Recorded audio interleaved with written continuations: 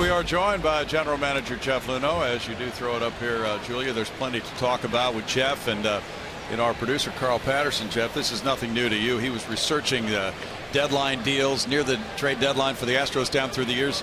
He said the last one was in '98. It's been a while.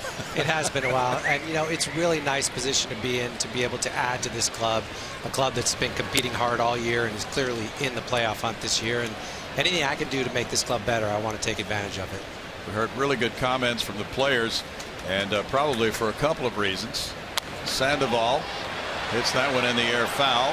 Marwin coming over, and that's out of play for him. Well, for one thing, as you know the players' mentality, they didn't lose anybody out of their clubhouse, and that's big because they like the guys in their clubhouse. Right, no doubt about it. And to get an addition like Scott Kazmir, when we faced him, we've all watched him, we know how good he can be.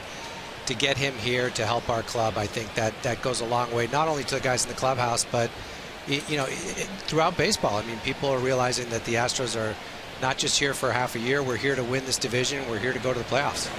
Something too being the team that goes out there and makes that first deal. I think so. I mean, it was taking a while to get going, and I certainly was working hard. I was talking to multiple teams trying to figure out, but we had Scott Kazmir at the top of our list from the very beginning, and I was just fortunate. Oakland realized probably a few days ago that they probably were going to make some moves, and I kept calling and texting Billy, and eventually we got a deal done. So where does this leave things then? Are you done, or is there more of the phone call thing to be done? Well, we're going to continue to work. I think there are still ways we can improve this team. There are a lot of clubs right now that are at least having conversations about the guys on their club. Maybe it's a position player, maybe it's a reliever, maybe it's another starter, but we're going to look at all those opportunities and see what it's going to cost from our standpoint to get those guys. Carter with a backhand play, tossing to McCullers for round number one. And the fact that Kazmir now will make 2 starts before this deadline also plays into it. And that's big. And the fact that he can make the start tomorrow night in Kansas City and then come back and make a start against the Angels, who we're trying to track down in the division. Those are 2 bonus starts. If we'd waited till the 31st, we'd be without those. And this guy's got electric stuff from the left side. He's got command of it. And I think whether left-handed, right-handed lineups, he can carve them up, and he's had a great year so far. Great stats against the American League West. Does that mean anything to you, or is that just one of those stats out there that's kind of nice to look at? Oh, it means something. I mean, the month of September, we are going to be playing primarily American League West opponents, and first of all, to take Kazmir away as an opponent and add him to us against everybody else is huge. Piazza at 263 takes, and McCullers with the strike. You have to be so pleased with what McCullers has brought to this club. Absolutely. I mean, the 2 young kids, McCullers and Velasquez, have done a tremendous job holding up our rotation. And one of the nice things about getting a guy like Kazmir here is he gives us a little more flexibility. We now have 6 starters plus the guys that are in AAA. We can work something out where maybe these guys get a little bit of a breather because they're both going to reach their career highs in innings, and they're young players who we really want to be available and fresh for the end of the season. We haven't really seen Phillies in a ball game, certainly as a starter. Great stuff is what we hear from the minor leagues. Do you allow yourself to sit back and dream about what might be someday with those youngsters in the rotation? Absolutely, and Phillies is pitching tomorrow night in Corpus again. I was just talking to Doug Brocail about him today. He definitely has a potential to be a very, very solid pitcher here in very short order. In the air, and the right fielder L.J. Hose comes in. It's been one of those years. L.J. Hose comes up and contributes. A lot of different people have been a part of this thing. It has been. And, Preston Tucker coming up and becoming a more or less of a fixture. L.J. Hose being here. Santana coming up and having a nice second turn in the big leagues. Singleton seems to be getting more comfortable. And, that's what it takes. When you sit back at the end of the year and you've had a successful year, it takes a lot of people contributing, not only from your initial 25-man roster, but from the rest of the organization. Do you feel good about where you are with the bullpen right now? I do. I mean, I think the break was important for them, and Gregerson's just been great in that 9th inning role. Neshek has been nails in the 8th inning role, and I think Fields and Qualls and Sip and the rest of the guys are going to figure out how to take care of those important innings. But it's an area that we're going to continue to look at, and there may be an opportunity to improve it. And in September, when rosters expand, we got some guys in the minors that could play important roles in the bullpen. With the way the minor league teams and players in particular have done this year, does that make you tend to be a little more cautious about deals, about jumping into something where you might lose somebody that could be quite a player in the future?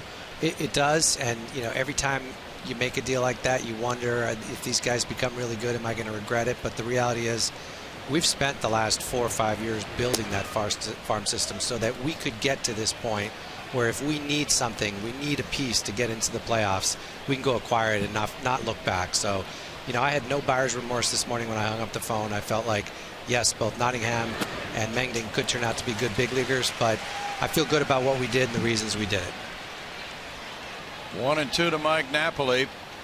You expect the dominoes to start to fall quicker now? I do. I saw Aramis Ramirez was traded. I think there'll be some pitchers probably going off the board here quickly, and you know, I know we're still active in some conversations. With the Angels playing so well, I guess I sit there and wonder, what might the Angels do? Are you doing the same thing? I am, and I hear rumors of them going after a bat and other things, but you know, we got to take care of ourselves.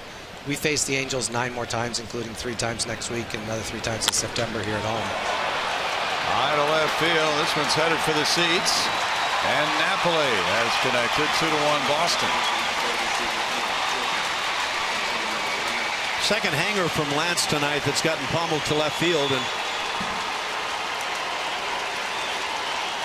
actually, reflecting back to the Mookie Betts home run, that was the fastball after falling behind 3-0. This a hanging breaking ball, stays up and in.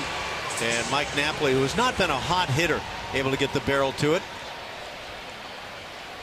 You can see how he varies that rotation from breaking ball to breaking ball. Some more like a curve, some more like a slider. In this case, exactly what Mike Napoli wanted.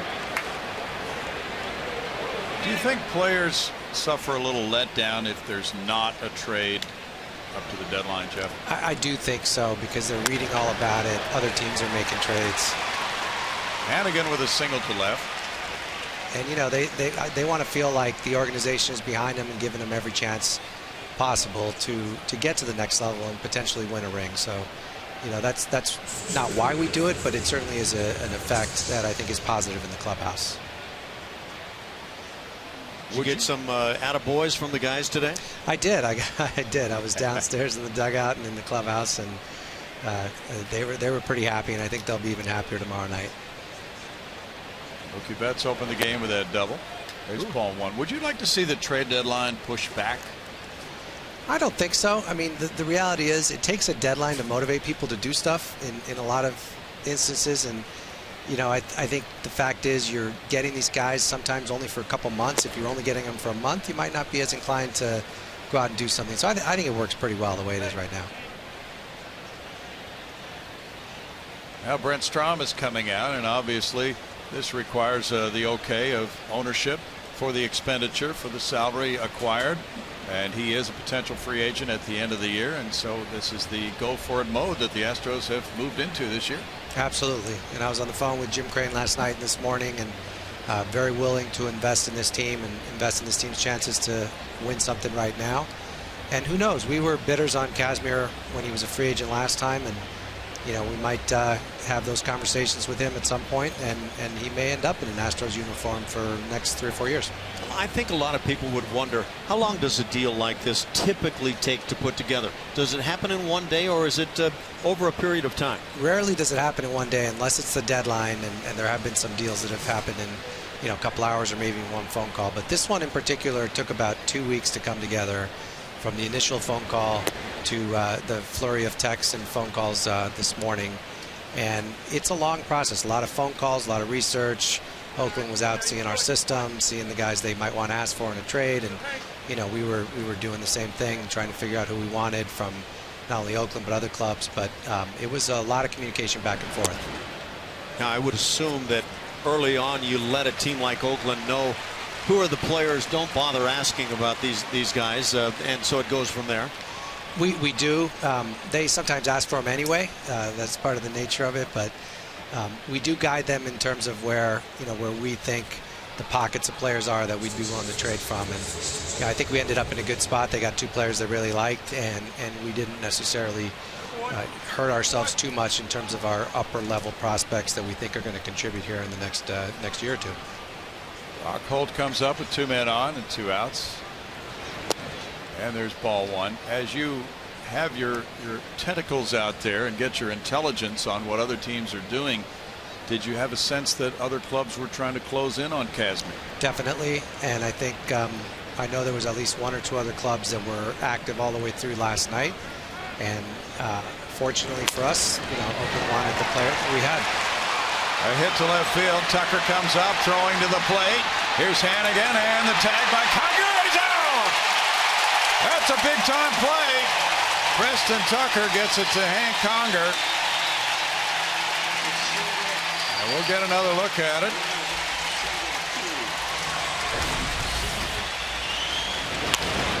Preston Tucker is not known as having a great arm. He throws fine, but what he does, he charges really well and sets himself up with a relatively short throw, and he puts it on the money. Nice job in left field, and it's always nice to finish it off with that catcher's mitt. And Conger gets it done. Our thanks to Jeff Luhnow for joining us. Jeff, congratulations on the trade today. Thanks, guys.